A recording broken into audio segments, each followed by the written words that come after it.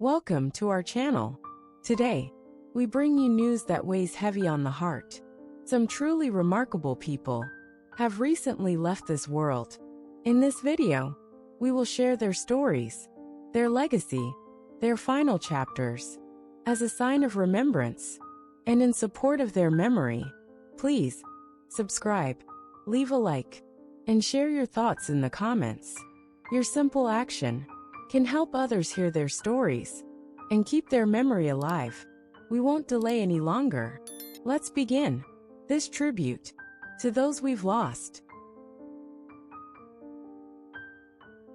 In April in Boston, Massachusetts, the world bid farewell to Samuel Jonathan Reeves, a legendary American novelist, essayist, and educator whose literary voice reshaped the narrative landscape of late 20th and early 21st century America. His passing marked the silencing of a mind that had long offered readers a rare blend of unflinching honesty, lyrical beauty, and deep moral inquiry. Samuel was born in Atlanta, Georgia, in the spring of 1951. His father, Walter Reeves, was a postal clerk who carried a well-worn volume of Walt Whitman in his coat pocket. His mother, Lorraine Reeves, was a school secretary and amateur painter. Their home, modest but rich in words and colors, overflowed with library books, gospel records, and debates over the kitchen table. From an early age, Samuel absorbed a love of language as both weapon and balm. At the age of 10, Samuel's world was rocked by the sudden death of his older sister, Naomi, in a car accident. The grief changed him, deepened him. By 12, he had filled several notebooks with poems and short stories, raw, painful, and startlingly mature. His English teachers recognized his gift early, steering him toward writing contests and scholarships. Samuel earned a full ride to Morehouse College, where he majored in English literature and was mentored by the poet and critic Dr. Harold L. Emerson. Dr. Emerson pushed Samuel to refine his natural storytelling with rigorous structure and a broader sense of historical context.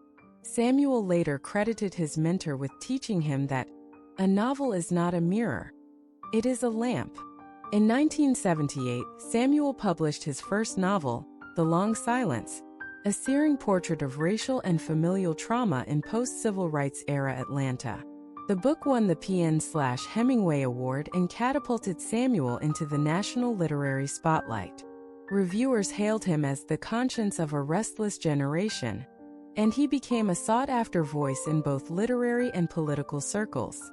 Over the next 3 decades, Samuel released 12 novels, 3 essay collections, and 2 plays. His 1994 novel Ashes in Eden was shortlisted for the Pulitzer Prize and adapted into a critically acclaimed stage production. His essays, published in The Atlantic, The New Yorker, and The Nation, explored everything from the ethical failures of American journalism to the spiritual cost of urban decay. In 2007, Samuel received the National Book Award for Lifetime Achievement, honoring a body of work that confronts, consoles, and transcends. That same year, Harvard University invited him to join their creative writing faculty, where he taught until his retirement. Yet, Samuel's journey was not without pain and resistance. In the mid-80s, after publishing Torn Root, a controversial novel examining corruption in Black political leadership, he faced intense backlash from both the literary establishment and activist communities.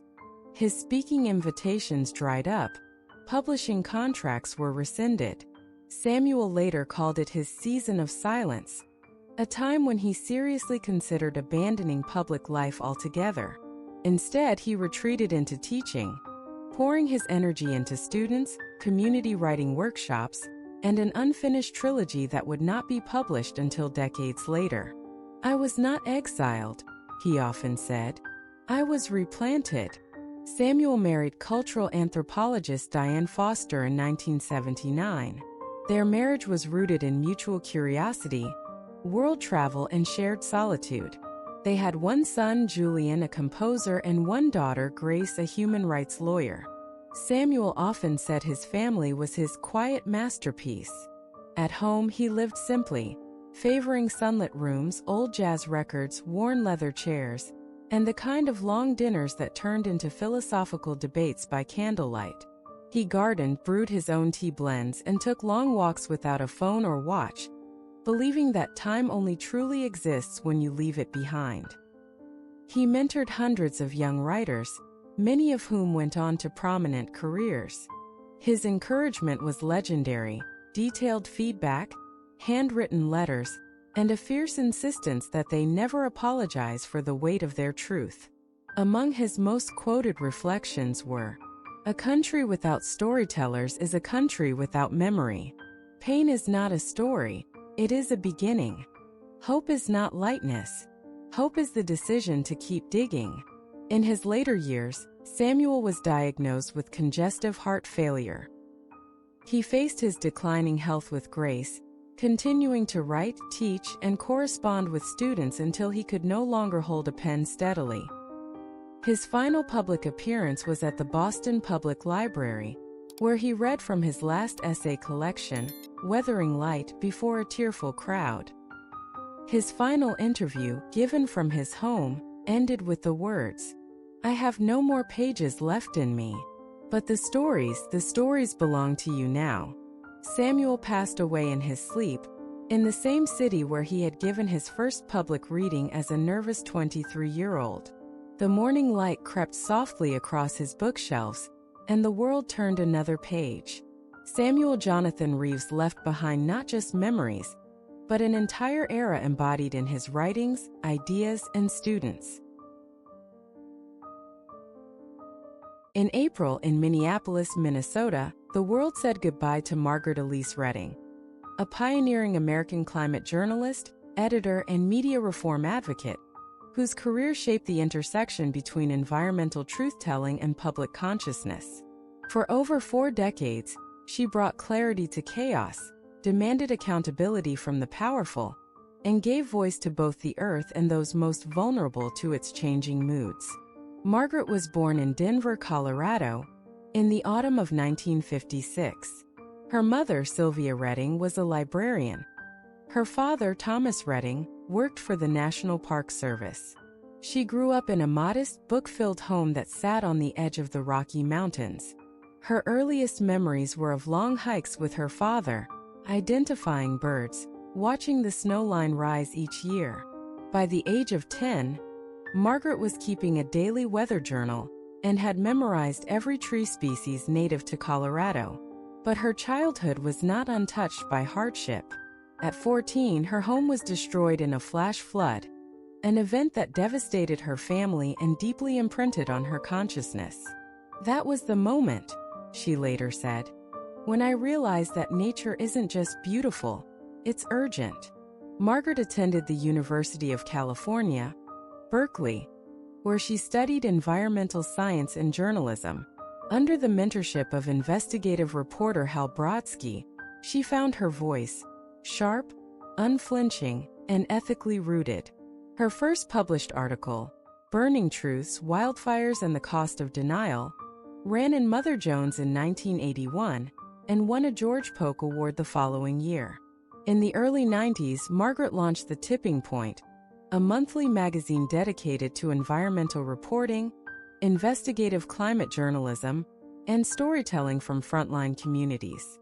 Long before climate change was part of mainstream media, she was publishing stories about ocean acidification, indigenous land loss, and corporate greenwashing, stories that others deemed too niche or alarmist.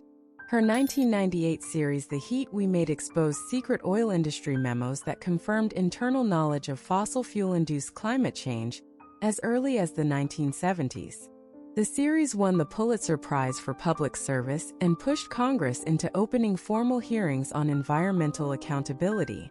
In 2010, Margaret received the National Medal of Freedom from the United States government for a career dedicated to the defense of truth, the earth, and the people caught in between. That same year, she became the first climate journalist ever inducted into the American Academy of Arts and Sciences. But even trailblazers stumble. In the early 2000s, The Tipping Point faced bankruptcy. Digital transformation left print media behind, and Margaret struggled to adapt. She briefly stepped away from journalism altogether, volunteering at food co-ops and teaching media literacy at local high schools. The hiatus recentered her, and when she returned in 2008, she relaunched the publication as a digital cooperative owned by readers and contributors alike. Her personal life was rich in love, complexity, and contradiction. She was married twice, first to photographer James Lawton, with whom she had one daughter, Isabel, and later to marine biologist Dr. Karen Velasquez, her partner for the last 22 years of her life. They lived in a timber frame home outside of Minneapolis, powered entirely by solar panels, surrounded by heirloom vegetables and rescued greyhounds. Margaret was both fiercely private and profoundly generous. At home, she baked sourdough bread, hand-bound notebooks, and spent hours reading by candlelight. She was known for her annual solar solstice parties, where climate scientists, poets, and local activists would gather to share food, stories, and predictions for the planet's future. She mentored dozens of young journalists, many of whom now lead environmental desks across major publications. She often reminded them, "A fact is not a truth until it moves someone." Her most quoted lines include, "The planet doesn't need saving, it needs witnesses. We are not reporting from the edge of a cliff. We're reporting while falling." To tell the truth is not neutrality, it is loyalty to the living. In her final years, Margaret was diagnosed with pancreatic cancer. Despite the prognosis, she continued to write, record interviews, and edit essays from her hospital bed. Her final editorial, How to Leave a Burning World with Grace, was published the week before she passed, and became the most shared article in the Tipping Point's history. In her last interview, conducted in a quiet garden behind her home, she said, "We don't get to choose what time we're born into, but we do choose what kind of witness we become."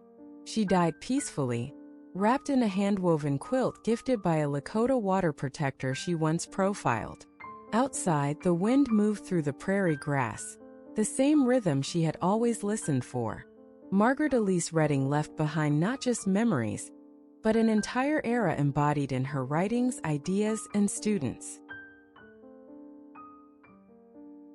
Norman Mark Reedus was born on January 6, 1969, in Hollywood, Florida, a town caught between illusion and humidity, nestled on the southeastern coast where the Atlantic sun hits the earth hard, and the air always seems to carry the scent of brine and oranges. In the late 60s and early 70s, Hollywood wasn't glamorous despite its name. It was ordinary, sun-baked, stitched with strip malls and low-slung motels, a place where people drifted, looking for warmth, for reinvention, for something better than where they'd come from. That atmosphere, the uneasy blend of dreams and detachment, would mark Norman before he was old enough to name it. He was born to Ira Norman Reedus and Marion Reedus née Yarber.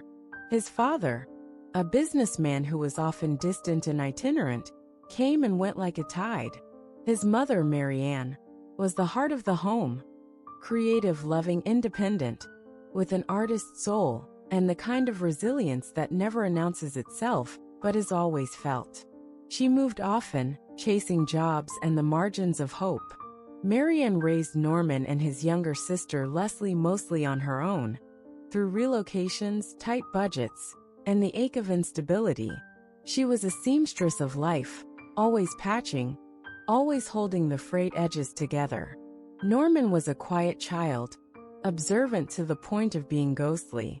He would often vanish into corners of the house with sketchpads, or stare out windows for hours as if decoding the meaning of shadows. He had an odd beauty, pale, sharp-boned, with eyes that always looked slightly older than his face. He was introverted but not afraid, curious but guarded. He had trouble trusting permanence, perhaps because so little in his early world was permanent. They moved to Los Angeles when he was still a boy, a sprawling, sun-drenched wilderness of graffiti, exhaust, skateboards, and strangers. There were moments of light.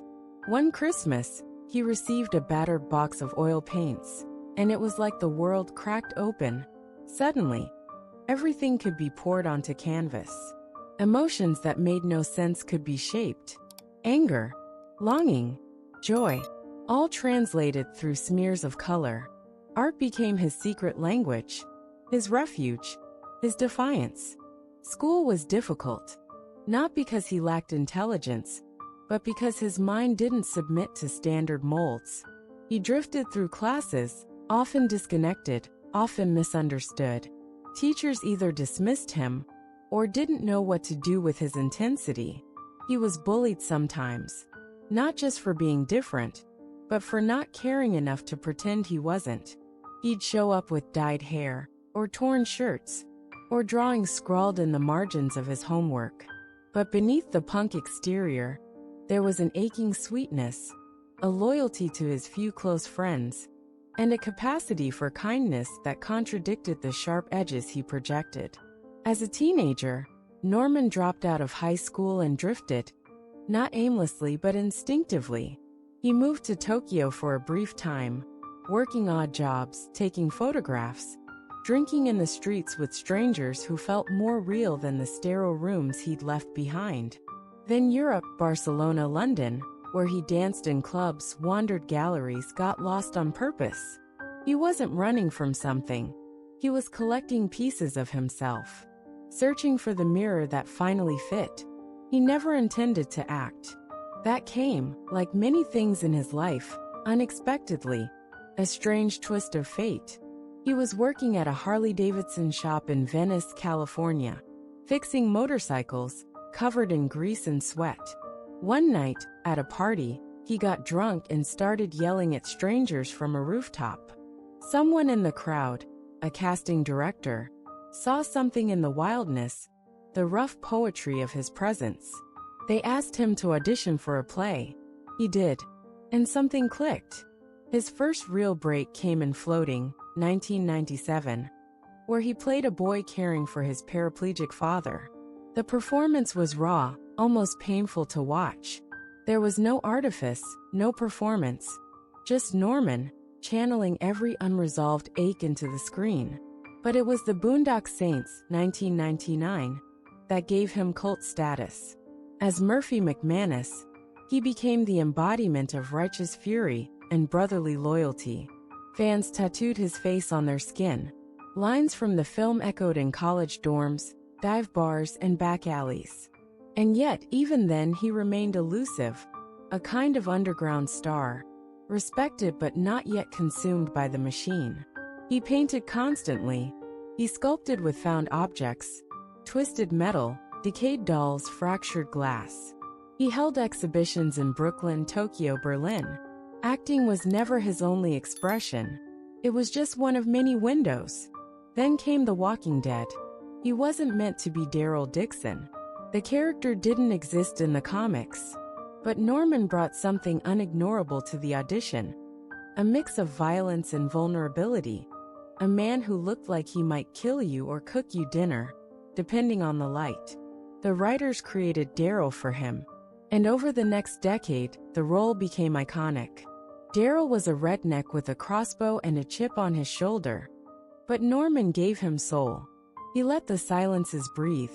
He let the pain sit just behind the eyes. Fans saw in Daryl the outcast they felt they were. They saw hope in his evolution, strength in his loyalty, poetry in his gruffness.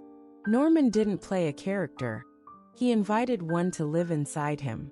Fame, when it came fully, was both exhilarating and strange. Conventions were overwhelming. Fans cried. Some passed out. One woman offered him her blood. He smiled through it, posed for photos, signed thousands of crossbows.